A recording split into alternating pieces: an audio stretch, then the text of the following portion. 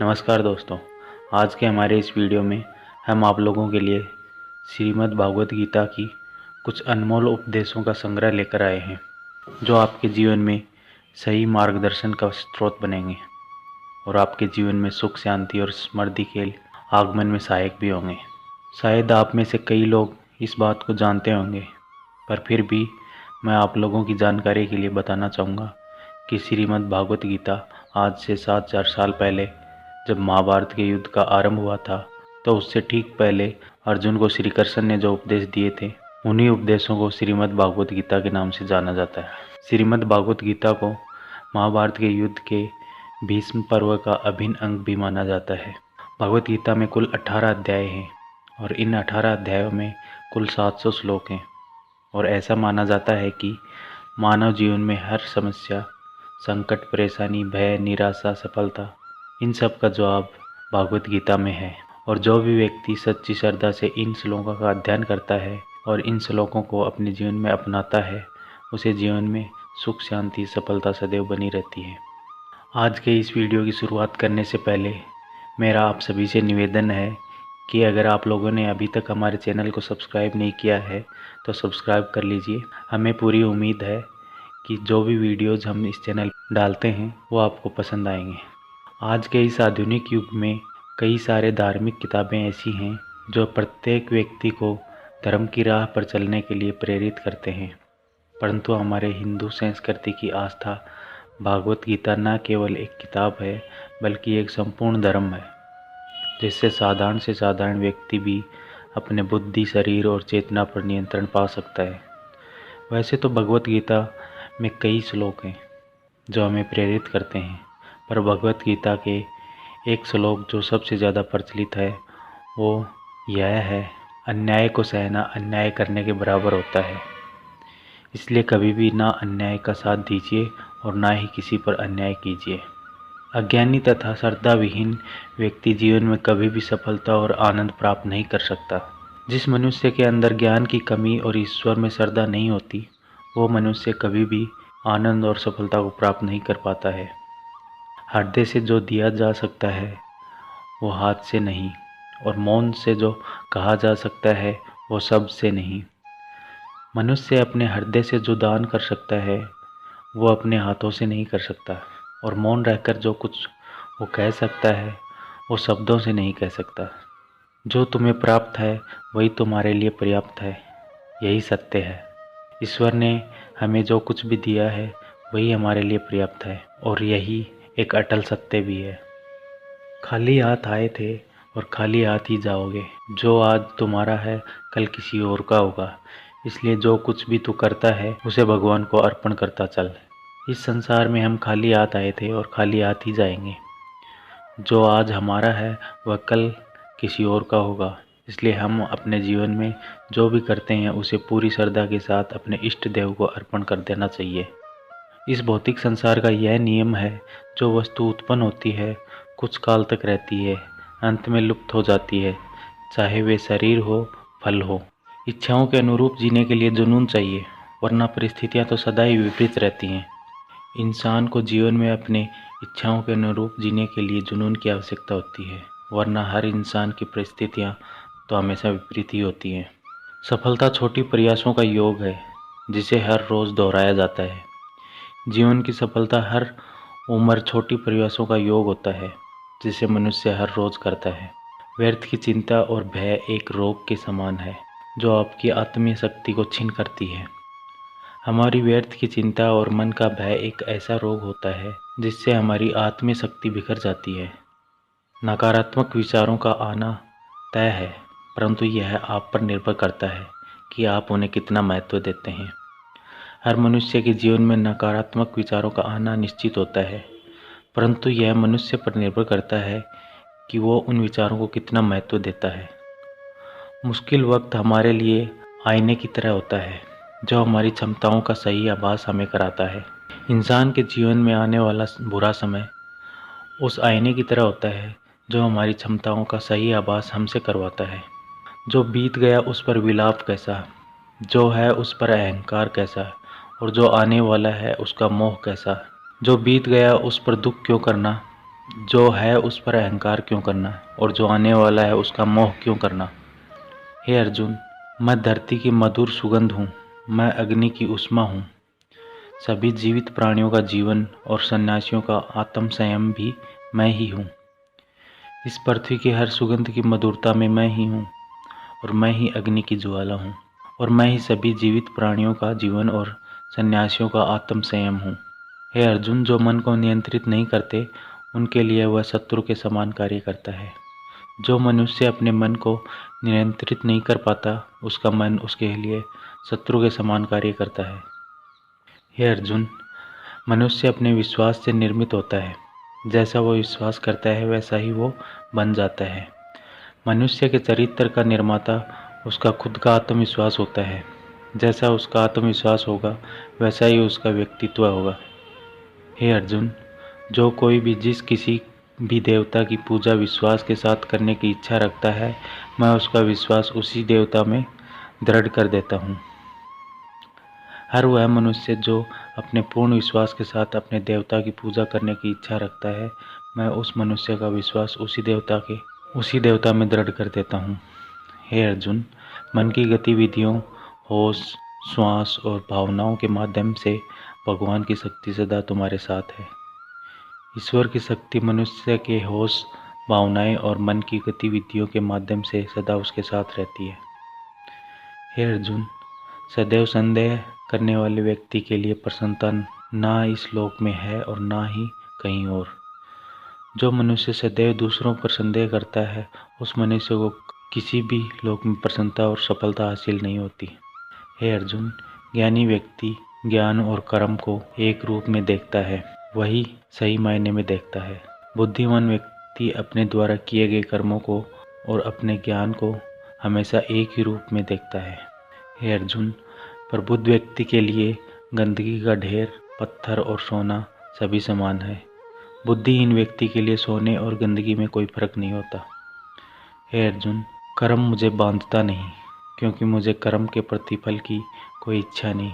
मैं अपने कर्मों से बंधा हुआ नहीं हूँ, क्योंकि मुझे मेरे द्वारा किए गए कर्मों के प्रतिफल की कोई इच्छा नहीं है। प्रार्थना से परिस्थिति बदले या ना बदले, पर व्यक्ति का चरित्र अवश्य बदल जाता है। ईश्वर से किए गए प्रार्थना से इंसान की परिस्थिति या तकदीर बदले या ना बदले, पर उस प्रार्थना से इंसान के चरित्र में जरूर बदलाव आता है। कभी सोचिए कि स्वयं को बदलना कितना कठिन है, फिर दूसरे को बदलना कैसे सरल हो सकता है। हमें खुद सोचना चाहिए कि खुद में बदलाव लाना कितना कठिन होता है, तो फिर क्यों हम दूसरों में बदलाव लाने को सरल सोचते हैं। प्रेरणा का सबसे बड़ा स्रोत आपके अपने विचार हैं, इसलिए बड़ा सोचें और खुद को जीतने के लिए प्रेरित करें। किसी भी कार्य को सफलतापूर्वक करने के लिए जो प्रेरणा का स्रोत है वो सिर्फ हमारे विचार होते हैं, इसलिए हमें बड़ा सोचना चाहिए और जीत को हासिल करने के लिए खुद को प्रेरित करना चाहिए। भक्ति और भरोसा इतना करो कि संकट हम पर आए और चिंता श्री कृष्ण करें। श्री कृष्ण पर इतना भरोसा रहो कि इतनी भक्ति करो कि जीवन में जब भी हम पर संकट आए तो चिंता स्वयं श्री कृष्ण करें। याद रखना, अगर बुरे लोग सिर्फ समझाने से समझ जाते तो बांसुरी बजाने वाला कभी महाभारत होने नहीं देता। अगर बुरी मानसिकता वाले मनुष्य सिर्फ समझाने से हर बात को समझ जाते तो श्री कृष्ण कभी भी महाभारत को नहीं होने देते। जैसे तेल समाप्त हो जाने पर दीपक बुझ जाता है, उसी प्रकार कर्म के क्षीण हो जाने पर भाग्य भी नष्ट हो जाता है। जिस प्रकार दीपक में तेल समाप्त होने पर दीपक बुझ जाता है, ठीक उसी प्रकार मनुष्य के कर्म जब क्षीण होने लगते हैं उस समय मनुष्य का भाग्य भी नष्ट हो जाता है। संसार में ऐसा कोई नहीं हुआ है जो मनुष्य की आशाओं का पेट भर सके। पुरुष की आशा समुद्र के समान है, वह कभी बढ़ती ही नहीं। इस पृथ्वी पर ऐसा कोई भी नहीं जो मनुष्य की आशाओं को पूर्ण कर सके, क्योंकि मनुष्यों की आशा उस समुद्र के समान होती है जिसे कभी भी भरा नहीं जा सकता। स्वार्थ बड़ा बलवान है, इसी कारण कभी कभी मित्र शत्रु बन जाता है और शत्रु मित्र। इंसान का स्वार्थ काफ़ी ताकतवर होता है और यही वजह है कि कभी कभी हमारे शत्रु हमारे मित्र बन जाते हैं और हमारे मित्र हमारे शत्रु बन जाते हैं। सत्पुरुष दूसरों के उपकारों को ही याद रखते हैं, उनके द्वारा किए हुए बैर को नहीं। सत्पुरुष हमेशा दूसरों के द्वारा किए गए उपकार और उनके नेक कामों को ही याद रखते हैं, दूसरों के द्वारा किए गए बुरे कामों को नहीं। हताश न होना सफलता का मूल है। और यही परम सुख है। उत्साह मनुष्य को कर्मों से प्रेरित करता है और उत्साह ही कर्म को सफल बनाता है। जीवन में कभी हताश न होना सफलता का मूल मंत्र होता है। मनुष्य का उत्साह ही उसे कर्मों को करने के लिए प्रेरित करता है और उसका उत्साह ही उस कर्म को सफल बनाता है। सफलता तुम्हारा परिचय दुनिया से करवाती है और असफलता तुम्हें दुनिया का परिचय करवाती है। जब इंसान सफल होता है तो उसकी सफलता उसका परिचय इस संसार से करवाती है, और जब इंसान असफल होता है तो उसकी असफलता उसका परिचय संसार से करवाती है। मन में संतोष होना स्वर्ग की प्राप्ति से भी बढ़कर है। संतोष ही सबसे बड़ा सुख है। संतोष यदि मन में भली भांति प्रतिष्ठित हो जाए तो उससे बढ़कर संसार में कुछ भी नहीं। अगर हमारे मन में उत्साह और संतोष होगा तो यकीन मानिए कि वह आपके लिए स्वर्ग की प्राप्ति से भी बढ़कर होगा। इंसान के मन का संतोष ही उसका सबसे बड़ा सुख का साथी होता है। जो केवल दया से प्रेरित होकर सेवा करते हैं उन्हें निसंशय सुख की प्राप्ति होती है। जो मनुष्य किसी की सेवा दया से प्रेरित होकर करता है उस मनुष्य को निश्चय ही सुख और सफलता की प्राप्ति होती है। जब आप दूसरों के लिए अच्छा चाहते हैं तो वही अच्छी चीज़ें आपके जीवन में वापस आती हैं। यही प्रकृति का नियम है। प्रकृति का नियम है कि जो भी व्यक्ति दूसरों की भलाई के लिए अच्छे कर्म करता है वो सभी अच्छे कर्म उस व्यक्ति के पास वापस लौट कर आते हैं। सुकून संसार की सबसे महंगी वस्तु है जो केवल आपको प्रभु की भक्ति से ही मिलेगी। सुकून और शांति इस संसार की सबसे महंगी वस्तु हैं जिसे हम सिर्फ ईश्वर की भक्ति से ही प्राप्त कर सकते हैं। अहंकार के वृक्ष पर निराशा का ही फल लगता है। हमारे मन का अहंकार उस वृक्ष की तरह होता है जिसमें सिर्फ विनाश के फल ही लगते हैं। ऊपर वाले की न्याय की चक्की धीमी जरूर चलती है, लेकिन याद रखना ये पिसती बहुत अच्छे से है। भरोसा सब पर कीजिए किंतु सावधानी से, क्योंकि कभी कभी खुद के दांत भी जीभ को काट लेते हैं। दूसरों पर भरोसा करना अच्छी बात है, पर कभी कभी भरोसा करने से हमें सावधानी भी रखनी चाहिए, क्योंकि कई बार हमारे खुद के दांत ही हमारे जीभ को काट लेते हैं। अभिमान नहीं होना चाहिए कि मुझे किसी की ज़रूरत नहीं पड़ेगी, और यह वहम भी नहीं होना चाहिए कि सबको मेरी ज़रूरत पड़ेगी। मनुष्य को इस बात का घमंड नहीं होना चाहिए कि उसे जीवन में किसी की भी आवश्यकता नहीं पड़ेगी, और इस बात की गलतफहमी भी नहीं होनी चाहिए कि उसकी ज़रूरत हर किसी को होगी। वे जो मृत्यु के समय मुझे स्मरण करते हुए अपना शरीर त्यागते हैं वह मेरे धाम को प्राप्त होते हैं।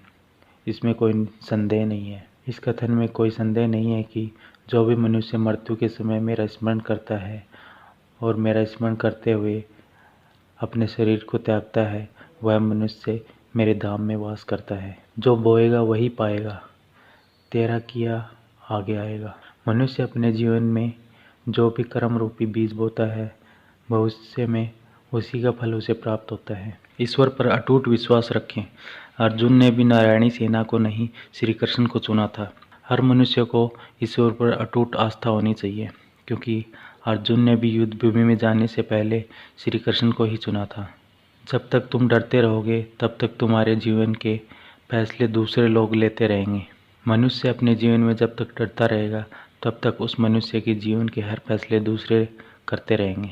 मैं सभी प्राणियों को समान रूप से देखता हूँ। ना कोई मुझे कम प्रिय है ना अधिक, लेकिन जो मेरी प्रेम पूर्वक आराधना करते हैं वो मेरे भीतर रहते हैं और मैं उनके जीवन में आता हूँ।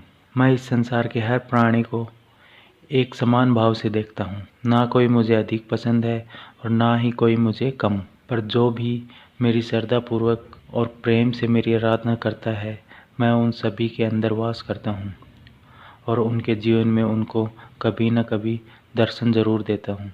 जो हुआ वह अच्छा हुआ, जो हो रहा है वह अच्छा हो रहा है, जो होगा वो भी अच्छा ही होगा। हमारे साथ जो भी हुआ वह अच्छा ही हुआ। हमारे साथ जो हो रहा है विश्वास कीजिए अच्छा ही हो रहा है, और हमारे साथ जो होने वाला है वह अच्छा ही होगा। जीवन में बिना किसी कर्म को किए किसी फल की आशा करना इंसान की सबसे बड़ी भूल होती है। असफलताओं के तालों को खोलने के लिए इस दुनिया में सिर्फ दो ही चाबी होती हैं। पहली चाबी होती है दृढ़ संकल्प और दूसरी कठोर परिश्रम। जिस प्रकार प्रकृति में समय समय पर बदलाव आता है, ठीक उसी प्रकार मनुष्य के जीवन में भी सुख और दुख, आशा निराशा, सफलता और असफलता आते रहते हैं। कोई भी मनुष्य जन्म से महान नहीं होता है। महान बनने के लिए मनुष्य को महान कर्म भी करने पड़ते हैं। तो यह थी हमारे द्वारा प्रस्तुत की गई श्रीमद् भागवत गीता के कुछ अनमोल उपदेश। अगर आप लोगों को हमारा यह वीडियो पसंद आया तो इसे सोशल मीडिया पर अपने दोस्तों के साथ शेयर ज़रूर करें। और इस वीडियो को लेकर अगर आपके कुछ सुझाव हैं जो आप हमें देना चाहते हैं तो आप निसंकोच होकर हमें कमेंट सेक्शन में कमेंट कर अपने सुझाव दे सकते हैं। हम आपके हर सुझाव का कमेंट का जल्द से जल्द जवाब देंगे।